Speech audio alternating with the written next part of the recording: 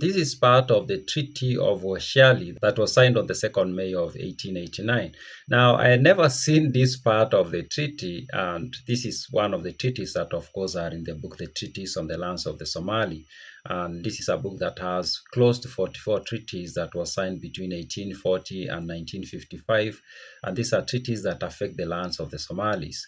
Now, you can get the book on Amazon, and you can check for the link on the pinned comment or in the description box if you are watching on YouTube.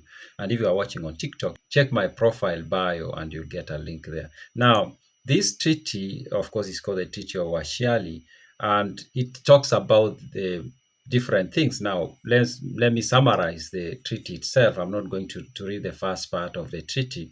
The first part of the treaty is Article 1, perpetual peace and friendship, appointment of diplomatic consular officers. Those are the agreements that happened between Menelik II and the Italians. Of course, Article 3, in order to remove doubt, the limit of territory of which contracting party is sovereign. Now, the Article 3 is about Menelik and the Italians forming a kind of commission to look at the borders between the territories of the Italians. Of course, Ethiopia was bordering the territories of the Italian Somaliland, and also Eritrea, which was colonized by the Italians. So they formed this commission to look at that. There is also a description of the border, especially between Ethiopia and Eritrea. It's given in that treaty. And then there is Article 4. There is a discussion of the convent of Debrabisen. I don't know what that is, and was to remain to be the position of the Ethiopian government. I think that's at the border between Eritrea and Ethiopia. There is custom dues payable. There is another article talking about commerce in arms and ammunition, and Ethiopia should be free to pass through Massawa only for King Menelik. So giving the Ethiopians the right or the ability to buy weapons and pass them through, of course, Eritrea into Ethiopia. Freedom of travel of people from Italy, and of course, people from Ethiopia traveling to Italy. Freedom of commerce in Italy and Ethiopia, religious liberty guaranteed. Now that is of course the Treaty of Wuchale. But there is this one article that became problematic, and actually can be argued that it contributed significantly to the wars that went on between the Italians and Ethiopians for up to the Second World War. It's Article 17. Article 17, His Majesty the King of Kings of Ethiopia consent to avail himself of the Italian government for any negotiations which he may enter into with other powers or governments. Now, this is a very interesting article because it kind of like trying to bind Menelik to seek permission from the Italians whenever he wants to do business with other powers.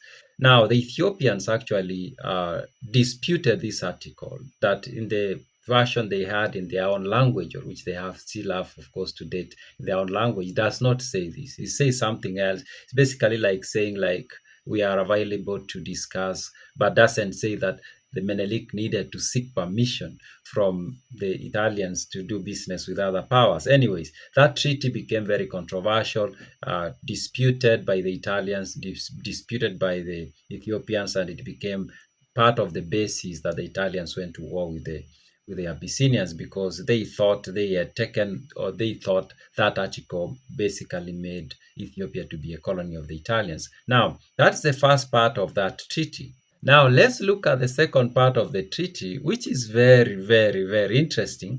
And I think this part often doesn't get a lot of attention. It was signed on 1st October the same year. Okay, this was signed later on, not on the same day actually, but it was taken to be basically a continuation of that treaty that was signed on the 2nd May of 1889. But what made this treaty very interesting to me is actually Emperor Menelik using Harar as security to get some loan from the Italians. And we are going to read to see how that agreement was, or how it goes. Now, of course, I say it was signed on 1st October 1889 at Naples, that is in Italy. Parties Italy and Ethiopia. These are translation. I need to make that very clear so that, translations can be very tricky actually, because one word translated in the wrong way can lead to a completely different meaning. Anyways, His Majesty the King of Italy and His Majesty the Emperor of Ethiopia, being desirous of concluding a convention in addition to the Treaty of Friendship and Commerce signed at the camp of Wichale on the 2nd May 1889, 25th March 1881 of the Ethiopian calendar, number 15, have named as their plenipotentiaries His Majesty the King of Italy, Calviera Francesco Grippi, I think these are people who represent them in that convention, President of the Council of Ministers and His Minister Secretary of State Interim for Foreign Affairs, and His Majesty the Emperor of Ethiopia, Degiasmak Makonnen, his ambassador to His Majesty the King of Italy, who furnished with full powers, have agreed as follows. Recognition by Italy of King Menelik as Emperor of Ethiopia. Article 1, the King of Italy recognizes King Menelik as Emperor of Ethiopia. Recognition of Menelik of Italian possession in the Red Sea. So Article 1 is basically, we recognize the King of Ethiopia or Emperor of Ethiopia. He also recognizes that we do have possessions near the Red Sea, of course, Eritrea, and maybe we could say Italian Somaliland. He continues Article 2. King Menelik recognizes the sovereignty of the King of Italy in the colonies which go under the name of Italian possession in the Red Sea. Okay. Article 3. In virtue of the preceding articles, and ratification of the territory shall be made, taking as basis the actual state of possession by means of delegates who shall be nominated by the King of Italy and by Emperor of Ethiopia, according to terms of Article 3 of the Treaty of the 2nd May 1889. Of course, that is 1881 in the Ethiopian calendar. Article 4, this is where it starts becoming very, very interesting. Coinage to be struck in Italy for currency in Ethiopia. So, seems like there was a tender that was given to Italians by the Ethiopians to do their coinage, to generate or to mint the currency of Ethiopia.